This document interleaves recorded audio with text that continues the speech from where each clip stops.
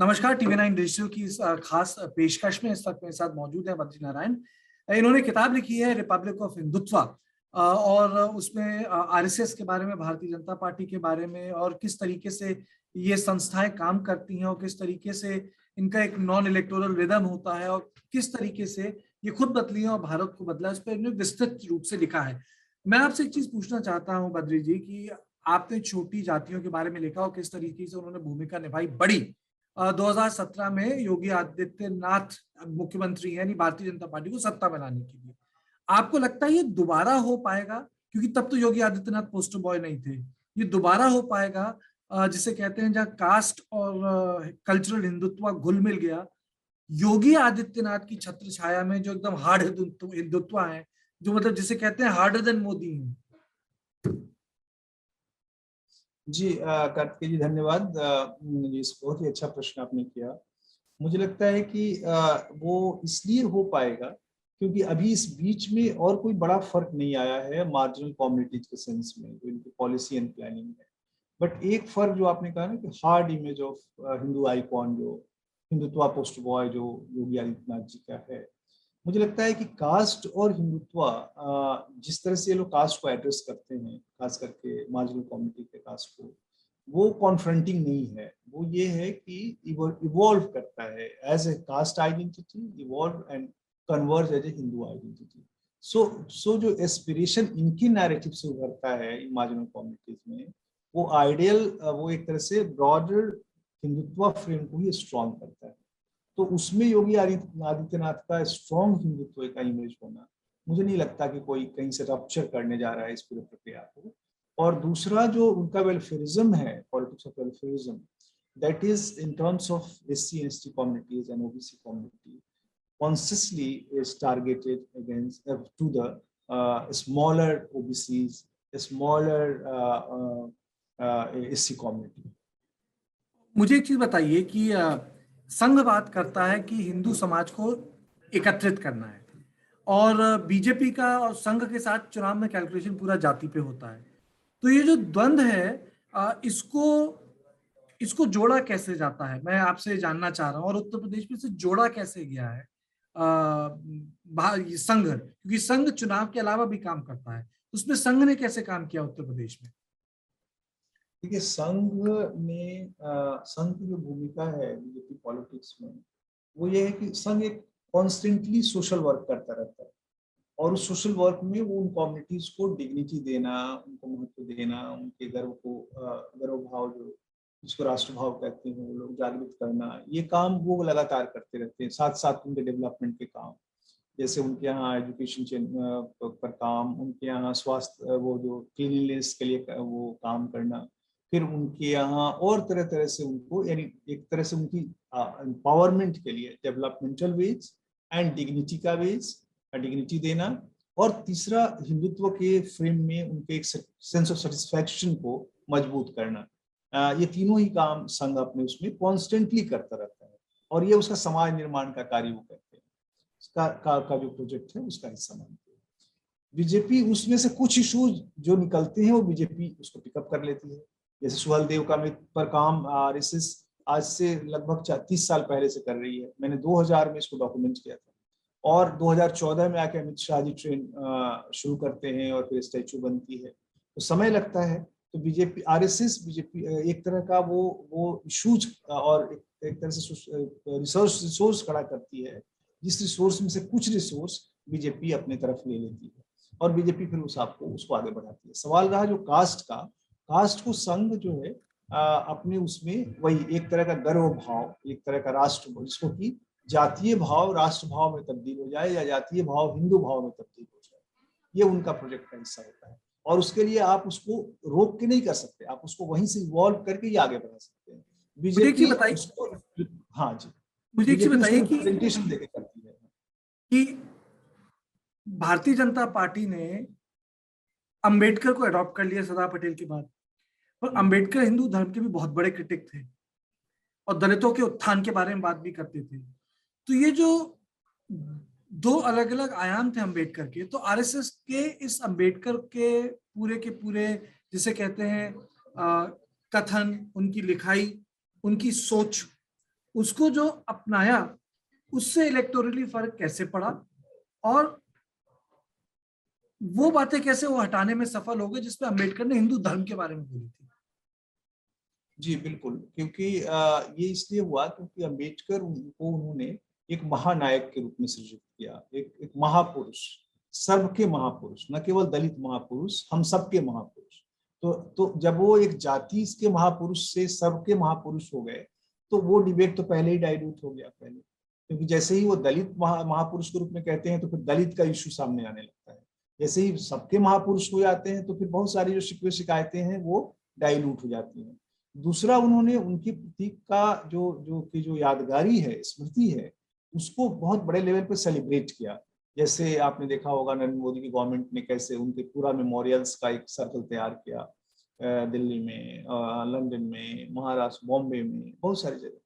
तो वो एक तरह से, उसके बाद आरएसएस के ऑफिसेस में आप जाएंगे तो प्रायः बड़े ऑफिसेस में आपको अम्बेडकर की चित्र भी दिखाई पड़ेंगे। तो और खुद तो इससे क्या होता है कि ये प्रतीक, एक प्रतीक हमेशा तर्क के रूप में नहीं रहती जनता के सामने में, इमोशन के रूप में रहती है। और इमोशन जब उसको आप इमोशनल ट्रांसफॉर्मेशन कर देते हैं, एक सबके हमारे पूजनीय, सबके अपने, हमारे अपने नायक, तो सबके नायक हो जाते हैं। तो वहाँ कॉन्ट्रोवर्सीज, कॉन्ट्रडिक्शंस थोड़ा डाइल्यूट हो जाता है। जब ये सवाल आता है तो अब कठिन होता है जवाब देना, लेकिन वो यूजुअली उसको इतना बड़े ग्रैंड लेवल पे अम्बेडकर को सेलिब्रेट करते हैं, इस तरह की छोटी छोटी चीजें उसमें छुप जाती हैं। क्या आपने अपनी किताब में भी लिखा है, क्या सही है कि भारतीय जनता पार्टी ने उत्तर प्रदेश में छोटी छोटी जातियों के जो सोशल आइकन्स हैं उनको रीइंटरप्रेट किया, उनको बड़ा किया, सोशल इंजीनियरिंग की, जो संघ के जिससे संघ के एजेंडे को आगे बढ़ाया, तो उसमें उनको सफलता कैसे मिली? वो 2-3 काम क्या किए जिसका फायदा बीजेपी को उत्तर प्रदेश में मिल रहा है? जैसे देखिए, एक तो उन्होंने उन्होंने क्या, जैसे मैंने कहा ना कि संघ अपने कामों के दौरान समाज में जनता से जुड़ता है, उसको बहुत सारे एस्पिरेशंस का पता चलता है जो बहुतों को नहीं पता चलता है। तो जैसे उनको लगा कि भाई इन छोटे छोटे समूहों में एक बड़ी एस्पिरेशन उनकी अपने लोकल डीटीज के टेम्पल्स की है, कि उनके लोकल डीटीज हैं, उनके टेम्पल्स बने। जैसे ये छोटी छोटी जातियां जंगलों से निकल के आई हैं, माइग्रेट करके आई हैं, और उनके साथ उनका आइकॉन भी, देवता भी, डीटी भी निकल के आया है, उनके साथ माइग्रेट किया है। उसको उन्होंने पीपल के पेड़ के नीचे रख दिया है, कुछ धग्गे बांध दिए हैं, एंड नाउ अब उनके पास एस्पिरेशन है कि इनकी एक मंदिर बन जाए। और मंदिर सिर्फ उनके लिए रिलीजियस स्पेस नहीं है, वो एक तरह का सोशल स्पेस भी है, जहाँ वो बैठ के अपने सुख दुख अपने वो करते हैं। तो religion has a very different meaning for this marginal community, उनके लिए बहुत अलग अर्थ है। तो आरएसएस ने इसको ऑब्जर्व किया और इसको उन्होंने एक तरह से सोशल सपोर्ट देना शुरू किया। और साथ साथ यही रिसोर्सेस को बीजेपी ने अपने तरह से, जैसे अभी नरेंद्र मोदी ने जो बनारस के पास एक गांव है जिसको अडॉप्ट किया है, उस जयापुरा, उस गांव में उन्होंने सबरी की एक टेम्पल बनाई है। सबरी मुसहर जाति की डीटी है, और वो कहते हैं कि 50 कोस में भी सबरी का पहला मंदिर हम लोगों को मिला है। तो कम्युनिटी को की इस एस्पिरेशन को उन्होंने पूरा किया। तो ऐसे ये छोटी छोटी जो ये लोकल डीटीज के आइकॉन्स, लोकल डीटीज के जो स्मॉलर टेम्पल्स हैं, उनको सपोर्ट देना, उनको बनाने में मदद देना। और रिलीजन एक कहते हैं ना, जनता की कराह है, जनता के आर्थ हृदय की, खास करके दलित और दमित जनता की। इसको हमारे, हालांकि मार्क्स ने ये बात कही है, लेकिन हमारे radical politics, marks politics, secular politics को ये समझ में नहीं आती। इसको आरएसएस ने समझा, और इसको फिर बीजेपी ने अपनी तरह से, इससे बीजेपी को सोशल नेटवर्क में घुसने में मदद मिलती है, क्योंकि वो उन एस्पिरेशंस को भांप लेता है, वहां से लेता है। आज का संघ क्या कल के संघ से अलग हो गया है? जी मेरा ज्यादा जो इलेक्टोरली मोटिवेटेड हो गया है? जी कहाँ मोटिवेटेड हो गया? ज्यादा इलेक्टोरली मोटिवेटेड हो गया है ज्यादा? नहीं, मैं ये कहूंगा कि संघ की, पहले के संघ को मैंने अध्ययन नहीं किया है ज्यादा, इसलिए मुझे 90 के पहले के संघ का बहुत, यानी खासकर तेवरस साहब के पहले के संघ की जानकारी उतनी नहीं है। लेकिन आज के संघ की बहुत सारे कार्डर्स, और पहले से भी शायद रहा ही होगा, क्योंकि पार्टी में एक संगठन मंत्री होते हैं, आपको पता होगा, जो आप हमसे बेहतर जानते होंगे बीजेपी में, जो संघ से जाते हैं, और संघ के कई नेता वहाँ डिपुटेशन पे जाते हैं, वो वहाँ पॉलिटिक्स को देखते हैं, वहाँ काम करते हैं। तो इस तरह से तो संघ का रिश्ता बीजेपी के साथ बहुत पहले से रहा होगा, रहा है ही। लेकिन आज जो है उनके कार्डर्स कई जगह बहुत बड़ी सपोर्ट के रूप में उभरते हैं, जो बीजेपी को मदद करती है, और इसको पॉलिटिकल एक्शंस में वो शामिल होते हैं। आप इसको पॉलिटिकल नहीं भी कह सकते हैं, पॉलिटिकल कह भी सकते हैं, पॉलिटिकल एक ज्यादा बड़ा शब्द है, लेकिन वो शामिल रहते हैं उसमें। और आपसे आखिरी सवाल कि आपने अपनी किताब में कई चीजों का जिक्र किया है, मतलब वो तो पूरा का पूरा समरसता के बारे में आपने जिक्र किया है, किस तरीके से कुंभ का इस्तेमाल हुआ। आपने अपनी किताबें में मोदी को एज अ सोशल लीडर बतौर जिक्र किया है।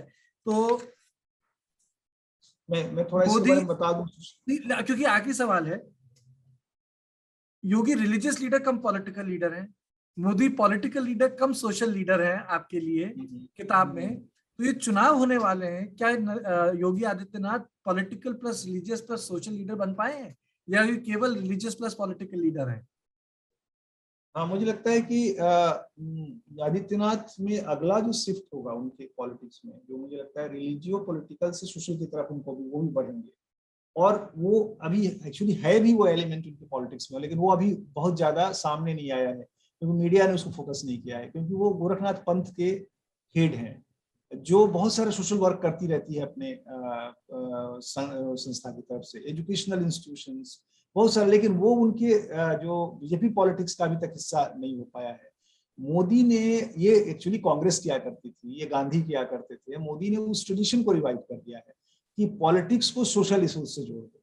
यानी जैसे मन की भी बात करो तो उसमें कोई ना कोई एक सोशल, कहीं कोई एक सोशल रेफरेंस खड़ा कर दो, एक सोशल लोगों से जुड़ के, लोगों से जुड़ के। जैसे तो ये पहले गांधीयन पॉलिटिक्स, गांधीयन कांग्रेस की एक जो स्ट्रेटेजी कह लें, या जो तरीका था काम करने का, आपने देखा होगा पूरा नेशनल मूवमेंट क्या था, it was not politics, it was social politics. किसानों का सवाल उठता था, फिर उसके वो शामिल होते थे। तो मोदी ने उस तरह से अपने को रिफ्रेम किया है, और उन्होंने बीजेपी पॉलिटिक्स को इस दिशा में पुश भी किया है।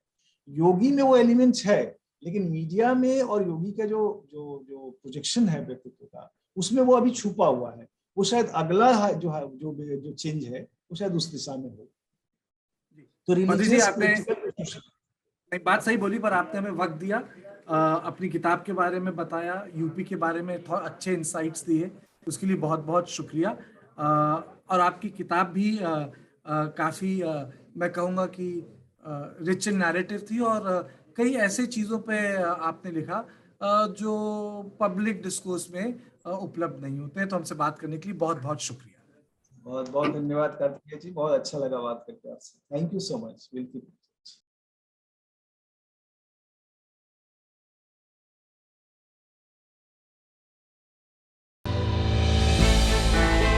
हमने की गलती फिर एक बार, कोरोना ने किया दोबारा प्रहार। मास्क, 2 गज दूरी, करें अपनी सुरक्षा पूरी।